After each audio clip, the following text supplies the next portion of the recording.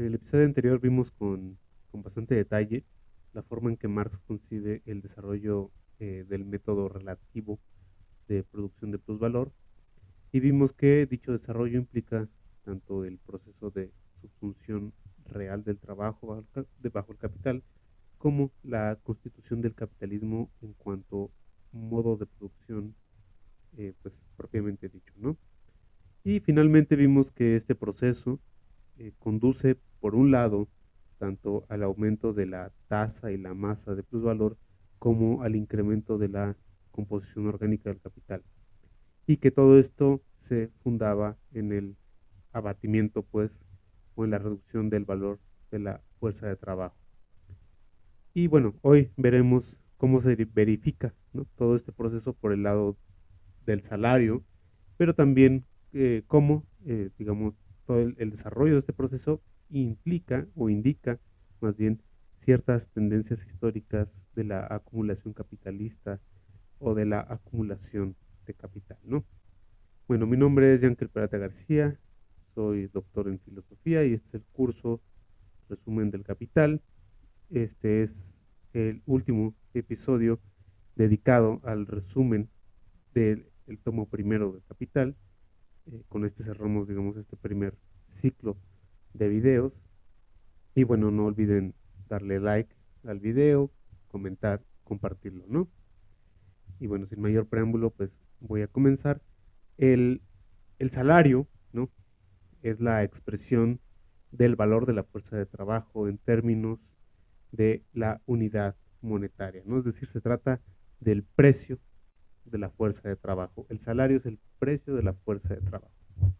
No obstante, Marx denuncia un equívoco común consistente en concebir al salario como precio del trabajo, ¿no? Se trata de un equívoco porque con esta expresión, con la expresión precio del trabajo, pareciera quedar sugerido que lo que paga el capitalista es el valor producido por el trabajo, es decir, el pleno valor creado por el trabajo nuevo añadido al producto, ¿no? No obstante, como ya mencionábamos en los episodios anteriores, la ganancia es solo posible en calidad de plusvalor, pero esto supone que el capitalista pague solo por la capacidad de trabajo, es decir, por el valor de reposición de esa capacidad, valor que siempre puede ser menor que la cantidad de trabajo objetivada, ¿no? Bueno, una vez hecha esta salvedad, Marx pasa a considerar dos formas generales del salario, el salario por tiempo y el salario a destajo, ¿no? Con el propósito de poner de relieve que estas dos variaciones formales no contradicen la hipótesis de que el trabajo se mide en función, perdón, de que el salario se mide en función del valor de la fuerza de trabajo, ¿no? Entonces, la idea básica es que el valor periódico de la fuerza de trabajo, pongamos por caso el costo diario de reproducción de la fuerza de trabajo, puede distribuirse entre el número de horas que componen la jornada laboral diaria promedio, ¿no? O bien entre el número de unidades mercantiles producidas durante dicha jornada. De esta manera, el salario queda fijado como una equivalencia monetaria entre un monto de dinero y una unidad de tiempo, a saber, la hora, o una unidad de producto, ¿no? Entonces, bueno, en el caso del salario por tiempo, el precio del trabajo por hora se obtiene dividiendo el valor diario de la fuerza de trabajo entre el número de horas de la jornada laboral promedio, ¿no? Si pongamos por caso, ¿no?, el valor diario de la fuerza de trabajo es de 200 pesos, por decir algo, y la jornada promedio es de 8 horas, entonces el precio del trabajo por hora será de 25 pesos, ¿no? Esto es obviamente solamente un ejemplo matemático, ¿no? En el entendido, pues, ¿no?, de que este monto no representa el valor total producido por el trabajo, es decir, no incluye el plusvalor, sino solo una fracción del tiempo de trabajo necesario determinado por la tasa de explotación, ¿no? De manera que si la tasa de explotación fuese del 100%, en este ejemplo, pues, ¿no?, el producto de valor del trabajo durante esas 8 horas tendría que ser igual a 400 pesos y de 50 pesos por hora, ¿no? Ahora, lo que quiere señalar Marx es la existencia de una disociación entre el valor de la fuerza de trabajo y el salario determinado por el precio del trabajo, ¿no? La primera y más elemental es la disociación, pues, ¿no? La primera disociación más elemental es la que ocurre a consecuencia del empleo de la fuerza de trabajo a tiempo parcial, ¿no? Si, por ejemplo, el capitalista emplea la fuerza de trabajo por medio tiempo, es decir, en nuestro caso, o en el ejemplo que pusimos, por 4 horas, entonces el salario ascenderá a 100 pesos, ¿no? De manera que el trabajador o la trabajadora no podrán cubrir más que parcialmente sus costos de reproducción, ¿no? La segunda forma de disociación es un poco más compleja y tiene que ver a la inversa con la ampliación de la jornada laboral por encima del tiempo promedio, ¿no? O por encima del tiempo de trabajo legalmente sancionado, diríamos, ¿no? La idea es que con el aumento irregular de la jornada laboral aumenta también el desgaste físico y mental del trabajador o de la trabajadora, ¿no? Y con este desgaste se incrementa también el costo de reposición de la fuerza de trabajo, es decir, crece en proporción el valor de la fuerza de trabajo. Sin embargo, como el precio del trabajo estaba calculado en función de un menor valor, la remuneración de este tiempo extra no guarda ya proporción con el incremento en el valor efectivo, pues, de la fuerza de trabajo. De modo que también en este caso el salario cae por debajo de ese valor, ¿no? Ahora, en el caso del salario de destajo, el precio del trabajo se mide en función de la unidad mercantil producida, ¿no? De forma que a primera vista podría parecer que el trabajador o la trabajadora, o más bien que al trabajador o a la trabajadora se le pagase el producto de su trabajo y no solamente el valor de su fuerza de trabajo, ¿no? Sin embargo, esta apariencia debería de disolverse tan pronto como cotejamos que el precio del trabajo por unidad no cubre ni el capital constante ni mucho menos el plusvalor, es decir, no es equivalente al precio de la mercancía, ¿no? Así, análogamente a lo que sucede con el salario por tiempo, aquí en el salario de destajo cabe determinar el salario de destajo como el cociente que resulta de dividir el valor de la fuerza de trabajo entre el número de unidades mercantiles que se producen en promedio a lo largo de la jornada laboral, ¿no? Bueno, por supuesto, en este caso el salario diario de cada trabajador o trabajadora depende directamente de su productividad, ¿no? Y no directamente del tiempo de trabajo efectivamente realizado. En consecuencia, si el trabajador o la trabajadora se desempeñan por debajo de la productividad promedio, no alcanzarán a generar el ingreso equivalente al valor de su fuerza de trabajo, ¿no? No obstante, Marx resalta que esta forma de salario de hecho fomenta el aumento de la productividad de forma especial, ¿no? Es decir, que el obrero o la obrera tienen especial interés en emplearse por encima del tiempo de trabajo promedio si ello redunda en un mayor número de unidades mercantiles producidas y por lo tanto un ingreso mayor, ¿no? Esto tiene, sin embargo, un efecto doble, ¿no? Por un lado, de igual forma que en el salario por tiempo, la extensión del tiempo de trabajo causa un mayor desgaste físico y mental, con lo que se encarece el valor de la fuerza de trabajo, de manera que el precio por unidad deja de corresponderse proporcionalmente con ese valor, ¿no? En segundo lugar, a medida que el incremento de la productividad por individuo se generaliza, el número de unidades por jornada laboral se incrementa, el promedio, pues, ¿no? De modo que el valor de la fuerza de trabajo tiende a dividirse entre un número creciente de tales unidades, con lo que el salario a destajo debe tender a disminuir, ¿no? Estas dos formas del salario ponen de relieve, la manera flexible en que puede emplearse la fuerza de trabajo sin perder su vínculo con el valor de la misma y por lo tanto sin perder el fundamento que hace posible la producción del plusvalor, es decir, la decisión entre valor de fuerza de trabajo y plusvalor, ¿no? O entre tiempo de trabajo necesario y tiempo de plus trabajo.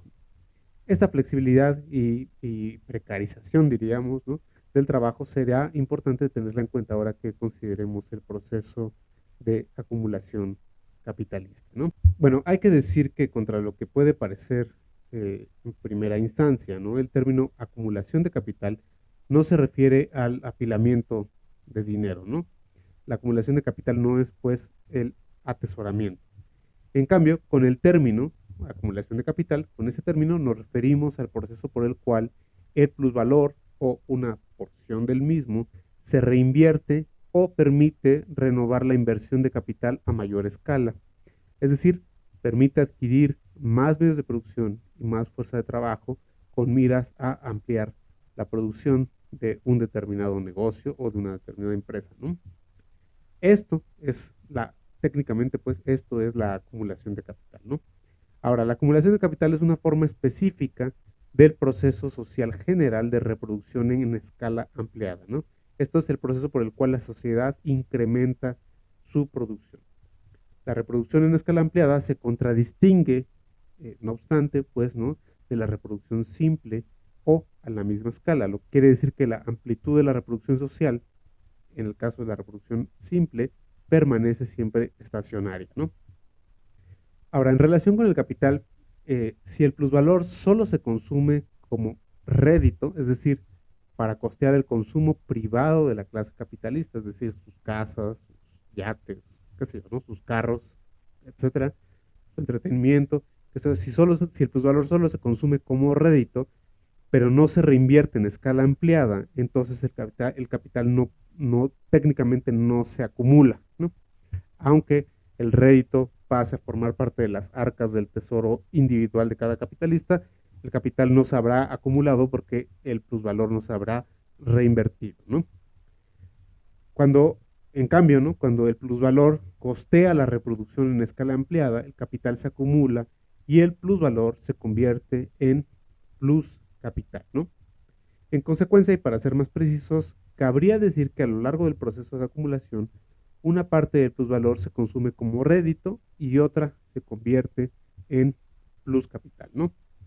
Bueno, y como vimos en el episodio anterior, la tendencia de la acumulación de capital es la de incrementar la composición orgánica del capital, es decir, la de fomentar el crecimiento técnico y de valor de los medios de producción, ¿no?, del capital constante, por encima del crecimiento técnico y del valor de la fuerza de trabajo, es decir, del capital variable.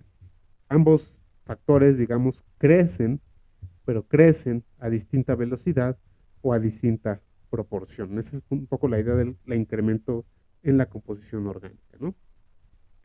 Bueno, por supuesto, estamos en el entendido de que todo este proceso, es decir, la conversión del valor en plusvalor, no solo se basa en la explotación del trabajo, sino en el tendencial incremento del grado de explotación para que el plusvalor pueda convertirse en plus capital. Es decir, para que no solo pueda costear el consumo individual de la clase capitalista, sino que pueda además servir como un excedente que permita ampliar la escala de la producción, ¿no?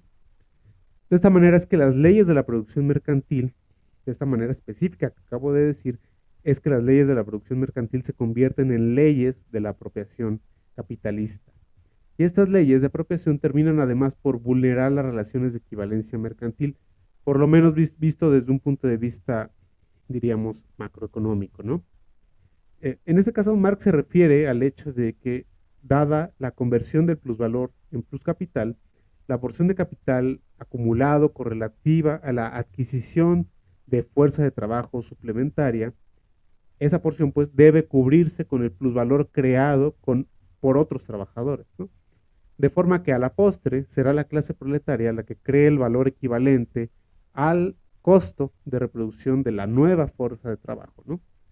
Dicho con otras palabras, y dicho de forma más simple, será la clase proletaria la que termine pagándose a sí misma, ¿no? Esto, dicho de otra forma, vulnera, por supuesto, las relaciones de propiedad entre clases, pero de ningún modo supone una vulneración de las relaciones de valor, dado que las relaciones de equivalencia se están midiendo como siempre en función de la cantidad de trabajo, ¿no? Es decir, el valor de la nueva clase, el equivalente en valor de la nueva fuerza de trabajo adquirida se paga con el trabajo pretérito de la clase, del trabajo de la clase trabajadora que ya había sido empleado, ¿no? Esto es importante porque sirve de base a la crítica de la teoría burguesa que explica la acumulación por la abstinencia de la clase capitalista en el consumo de su rédito, ¿no? Es decir, que los capitalistas, según esa teoría, convertirían su dinero en capital y en plus capital porque ahorran sus recursos antes que por la explotación del trabajo, ¿no? Esto nos conduce a uno de los puntos centrales de estos apartados, que es la ley general de la acumulación capitalista, ¿no?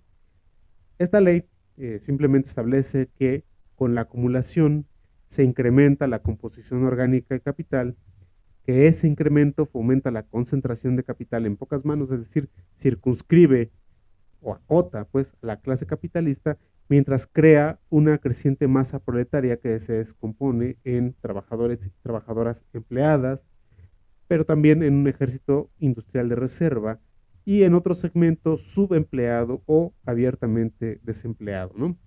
Y que al mismo tiempo esta proletarización masiva corre parejas con el incremento del grado de explotación y que uno y otro aspecto, ¿no? La proletarización y el incremento del grado de explotación, presionan a la baja el ingreso de la clase trabajadora, ¿no? Ya sea porque disminuyen el valor de la fuerza de trabajo, ya sea porque despliegan formas salariales que no cubren dicho valor, ¿no?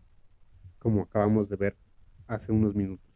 De manera que en resumidas cuentas, la concentración de riqueza y de capital en pocas manos corre parejas con la proletarización masiva y la precarización de la clase asalariada, ¿no? Todo eso, pues, toda esa cadena de efectos es lo que estaría contenido, pues, o enunciado en la Ley General de la Acumulación Capitalista, ¿no?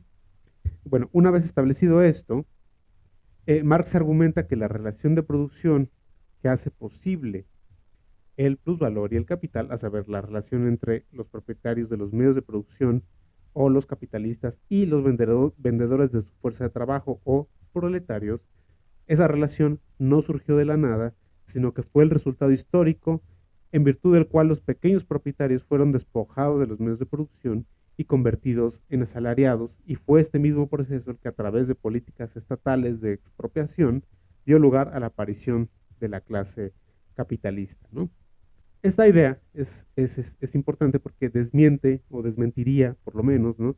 En teoría, la tesis de que la clase capitalista se formó debido a la existencia de un grupo de individuos más laboriosos y diligentes, ¿no?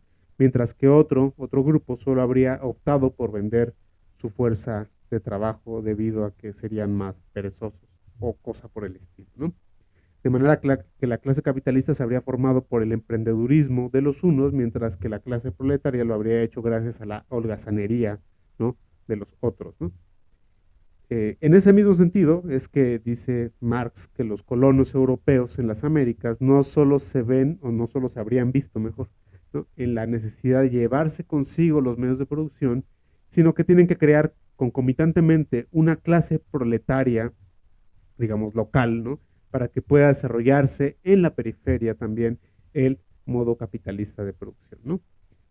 En suma, ¿no? La gran idea que esto nos deja es que el capitalismo no solo consiste en la producción mercantil y la implementación del mercado a escala global o a gran escala, sino que el capitalismo se distingue esencialmente por, como le dice Marx en el tomo 2, ¿no? La polarización del mercado de mercancías. Esto es por la creación paralela de un mercado de mercancías regulares, comunes y corrientes y un mercado especial de fuerza de trabajo, ¿no? Dicho sea de paso, más adelante se verá que este mercado de fuerza de trabajo no está gobernado directamente por la clase proletaria, sino que es administrado por el Estado y por los sindicatos corporativos que pertenecen o que negocian con el Estado directamente, ¿no? O que capitulan, digamos, ante las políticas capitalistas del Estado.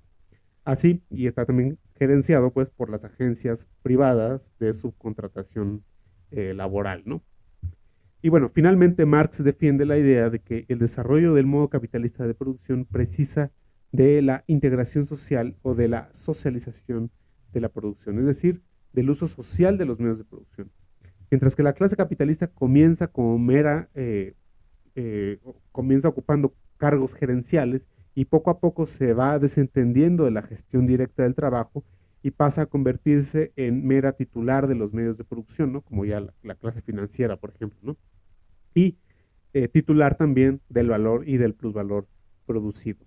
Para Marx, esto significa que la clase capitalista va perdiendo lo que en el proceso productivo le daría legitimidad, a saber, la dirección de la producción, y se va convirtiendo en cambio en una clase, pues, parasitaria, ¿no? El siguiente paso, diría Marx, o es la propuesta política de Marx, ¿no? No puede consistir más que en la expropiación de los expropiadores, ¿no? La expropiación social del capital o en la socialización de los medios de producción. Esta socialización debe desarrollarse desde las pequeñas luchas por las mejoras salariales, por la reducción del grado de explotación, ¿no? La reducción de la jornada laboral, la reducción de la intensidad del trabajo, etcétera, hasta avanzar hacia una clase proletaria organizada y revolucionaria capaz de suprimir no solo las relaciones capitalistas de propiedad, sino también la relación de explotación en general, es decir, el tiempo de plus trabajo como tal, ¿no? Esto es, en esto Marx es muy claro en el volumen 2 del tomo primero, ¿no? Y bueno, con esto termino el resumen del primer tomo del Capital. Espero que les resulte útil en su lectura, en su estudio o en su primera aproximación a la teoría de Marx acerca del capitalismo o del modo capitalista de producción. Y bueno, en un futuro próximo estaré subiendo el resumen del segundo tomo, ¿no? El relativo al proceso de circulación. Mientras tanto, por favor, déjenme sus comentarios, háganme saber sus dudas, si les gusta el contenido, háganme sugerencias, etcétera. Denle like a los videos y compártanlos con quienes crean que puedan tener algún interés. Y bueno, yo me despido y pues nos vemos pronto, ¿no? Hasta luego.